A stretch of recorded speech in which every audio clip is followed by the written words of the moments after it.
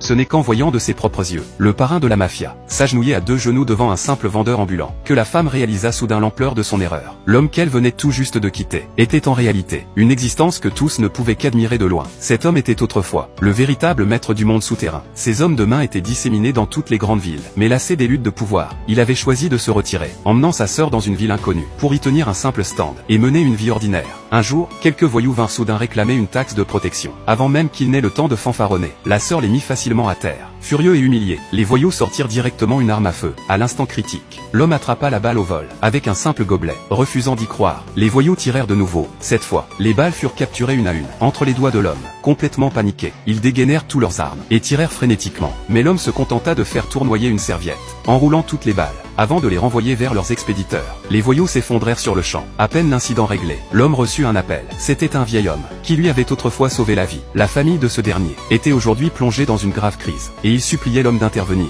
Par reconnaissance, l'homme accepta d'épouser la petite fille du vieil homme. Mais celle-ci affichait un profond mépris. À ses yeux, il n'était qu'un simple marchand ambulant, indigne d'elle. En secret, elle s'opposa fermement à ce mariage. Elle alla même trouver en cachette le numéro 2 du gang, espérant qu'il l'épouse à la place. Séduit par sa beauté, le bras droit accepta immédiatement, apprenant qu'un vendeur de rue osait rivaliser avec lui pour une femme. Il entra dans une rage noire, et envoya des hommes pour donner une leçon à l'intrus. Pendant ce temps, l'homme prenait ce mariage très au sérieux. Il fit spécialement fabriquer un cadeau en édition limitée, impossible à acheter, même avec de l'argent, et prépara en plus un contrat d'une valeur de centaines de milliards. Comme dot, à eux seuls, ces 2 présents suffisaient à sauver toute la famille du vieil homme. Mais la future belle-mère